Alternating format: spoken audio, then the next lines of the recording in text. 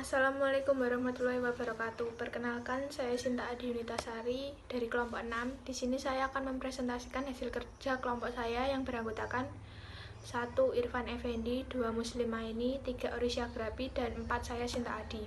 Negara hukum, pengertian. Aristoteles merumuskan negara hukum adalah negara yang berdiri di atas hukum yang menjamin keadilan kepada warga negaranya.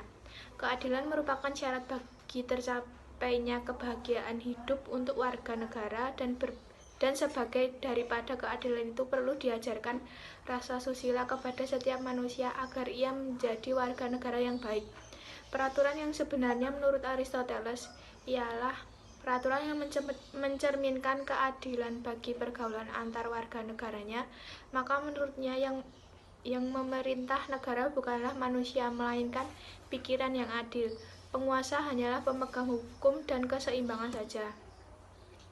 Ciri-ciri negara hukum. 1. Pengakuan dan perlindungan hak-hak asasi yang mengandung persamaan dalam bidang politik, hukum, sosial, ekonomi, dan kebudayaan. 2. Peradilan yang bebas dari suatu pengaruh kekuasaan atau kekuatan lain dan tidak memihak. 3. Jaminan kepastian hukum, yaitu jaminan bahwa ketentuan hukumnya dapat dipahami, dapat dilaksanakan, dan aman dalam melaksanakannya.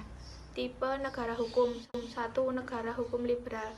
Tipe ini menghendaki agar negara berstatus pasif, artinya bahwa suatu negara harus tunduk pada peraturan-peraturan negara.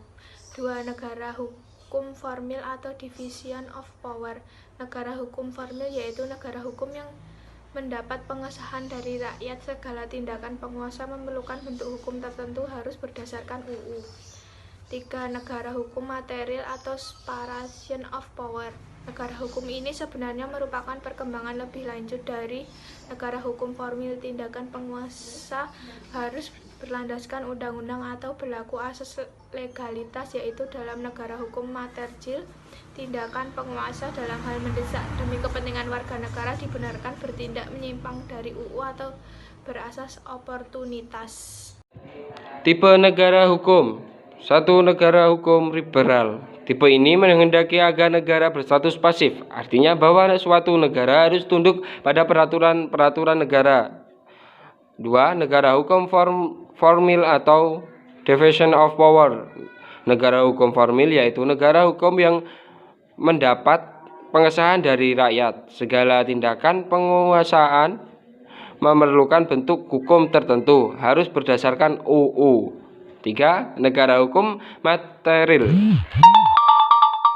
Negara hukum ini sebenarnya merupakan perkembangan lebih lanjut dari negara hukum formil. Tindakan penguasaan harus berlandaskan UU atau berlaku asas legalitas, yaitu dalam negara hukum material, tindakan penguasa dalam hal mendesak demi kepentingan warga negara dibenarkan bertindak menyimpang dari UU atau berlaku asas oportunitas.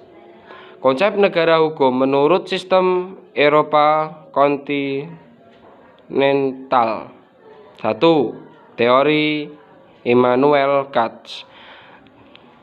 Dari tahun 1724 sampai 1804. Teori style, teori Paul Scholten.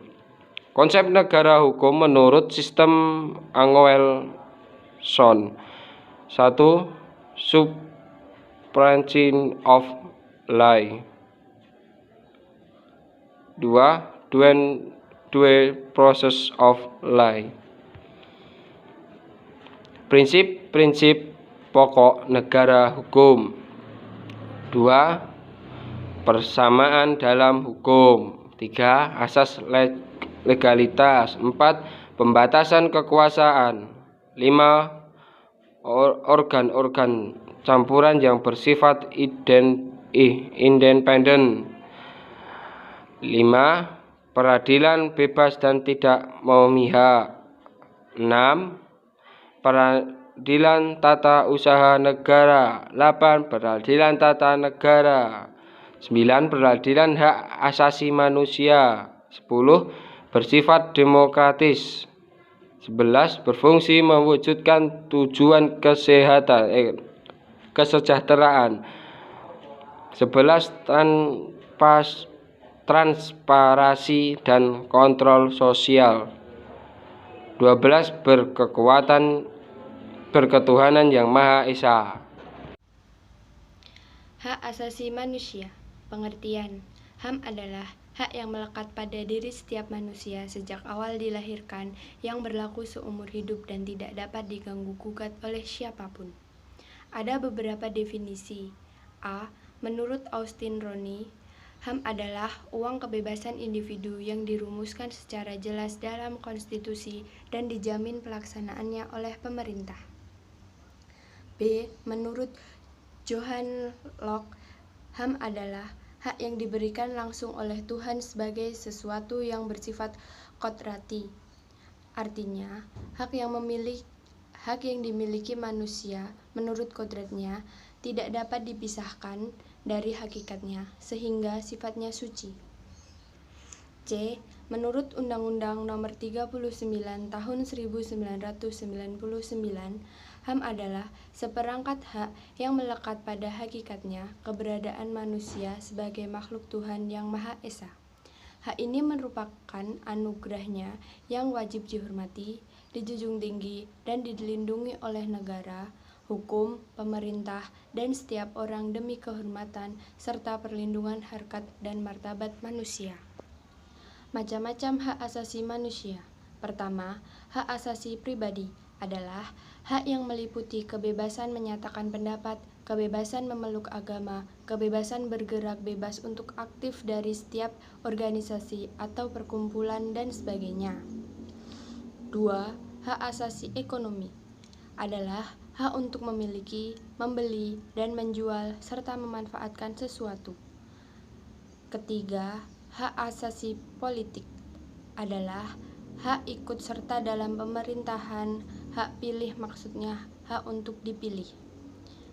Keempat, hak asasi hukum adalah hak untuk mendapatkan perlakuan yang sama dalam hukum dan pemerintahan. Kelima, hak asasi sosial dan budaya adalah hak yang menyangkut dalam masyarakat, yakni untuk pendidikan, hak untuk mengembangkan kebudayaan, dan sebagainya. Keenam, hak asasi peradilan adalah hak untuk mendapatkan perlakuan tata cara peradilan dan perlindungan, misalnya peraturan dalam hal penahanan, penangkapan, dan penggeledahan. Selanjutnya, dasar hukum HAM di Indonesia.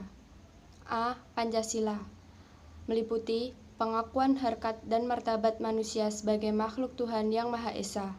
Pengakuan bahwa kita sederajat dalam pengemban kewajiban dan memiliki hak yang sama serta menghormati sesama manusia tanpa membedakan keturunan, agama, kepercayaan, jenis kelamin, kedudukan sosial, warna kulit, suku, dan bangsa.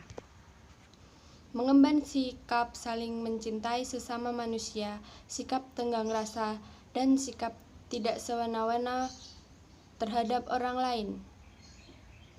Selalu bekerja sama, hormat menghormati, dan selalu berusaha menolong sesama. Mengemban sikap berani, membela kebenaran dan keadilan, serta sikap adil dan jujur. Menyadari bahwa manusia sama derajatnya, sehingga manusia Indonesia merasa dirinya sebagai dari seluruh umat manusia. Dalam pembukaan Undang-Undang Dasar 1945 menyatakan bahwa kemerdekaan itu adalah hak segala bangsa, dan oleh karena itu penjajahan di atas dunia harus dihapuskan karena tidak sesuai dengan pri kemanusiaan dan pri keadilan. Ini adalah suatu pernyataan universal karena semua bangsa ingin merdeka. Bahkan di dalam bangsa yang merdeka juga ada rakyat yang ingin merdeka, yakni bebas dari penindasan oleh penguasa, kelompok, atau manusia lainnya. C. Dalam batang tubuh Undang-Undang Dasar 1945. A. Persamaan kedudukan warga negara dan hukum dan pemerintahannya diatur pada pasal 27 ayat 1. B. Hak atas pekerjaan dan kehidupan yang layak diatur pada pasal 27 ayat 2. C. C. Kemerdekaan berserikat dan berkumpul diatur pada pasal 28. D. Hak mengeluarkan pikiran dengan lisan dan tulisan diatur pada pasal 28. E. Kebebasan memeluk agama dan beribadah sesuai dengan agama dan kepercayaan diatur pada pasal 29 ayat 2. F. Hak memperoleh pendidikan dan pengajaran diatur pada pasal 31 ayat 1. Dan yang terakhir bab 5A pasal 28A sampai dengan 28J tentang hak asasi manusia. D. Undang-Undang Nomor 39 Tahun 1999 tentang hak asasi manusia, bahwa setiap hak asasi seseorang menimbulkan kewajiban dasar dan tanggung jawab untuk menghormati hak asasi manusia orang lain secara timbal balik. Dalam menjalankan hak dan kebebasannya, setiap orang